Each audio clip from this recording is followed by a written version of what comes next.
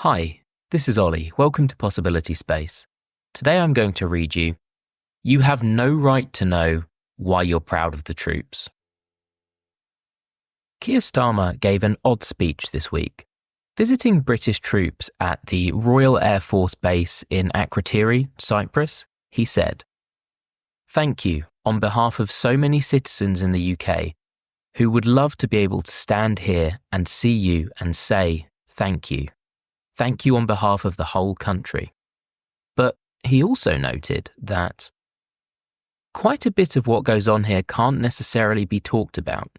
We're not saying it to the whole world for reasons that are obvious to you.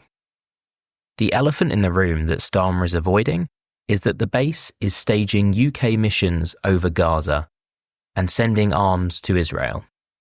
His government issued a D notice. It urges the press not to report on this work that Britons are, apparently, both unaware of and thankful for. D notices are not legally enforceable, but the British press are a compliant crowd, so they're quite effective. You can only read about these operations in specialist publications like Declassified UK and in the foreign press. Here is what we do know. On October the 27th, 2023, it leaked that the Special Air Services, SAS, had deployed to RAF Akrotiri for operations in Gaza. The very next day, the military sent out their D notice. The UK government is also censoring MPs' requests for information about the activities at the base. They're just not answering any of those questions. The UK and US military are supplying weapons and equipment to Israel via RAF bases. The RAF has flown hundreds of reconnaissance missions over Gaza. It reportedly sends Israel targeting data collected on these flights. In the past year, to give you some context, Israel flew only 20% of the reconnaissance missions over Gaza.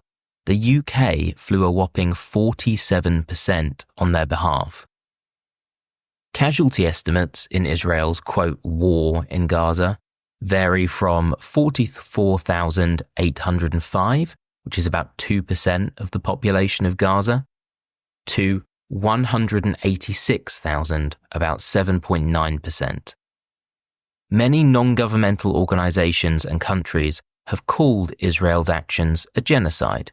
Notably, these include Amnesty International, the Center for Constitutional Rights, the Lemkin Institute for Genocide Prevention, the UN Special Rapporteur on the Occupied Palestinian Territories, and the governments of South Africa, Spain, Turkey, Egypt, Mexico, Chile, Palestine, Cuba, and Bolivia. Britons, Starmer would have it, are proud of these troops because they're doing something that Britons have no right to know about. Is he right? In the broadest sense, sure. Brits take pride in the troops and have done so since polls began. They have a lions led by donkeys attitude to the armed forces. The troops are very well liked. They have a 59% net trust. Their leaders are hated. Government ministers have a minus 74% net trust rating. Are Brits proud of the work happening at RAF Akrotiri specifically, though? Absolutely not. British polls show strong support for a Gaza ceasefire. 73% are for it, only 8% against. 55% support a total halt of arms sales to Israel, with only 13% in opposition. Every polling indicator is trending against Israel. 70% of Brits think that Israel is committing war crimes. Most young people in the UK do not believe that Israel should exist. Britons know what Israel is doing in Gaza. They have seen the burning flesh with the intravenous drip still attached. They've heard the girls crying. They've seen the boy trapped under the rubble, the boy with the hollow head, the child with no head at all.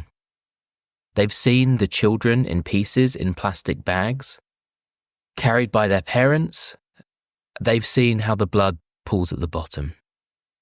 Keir Starmer and David Lammy are naive. A D notice won't keep the stench of the mass grave off of their suits for long.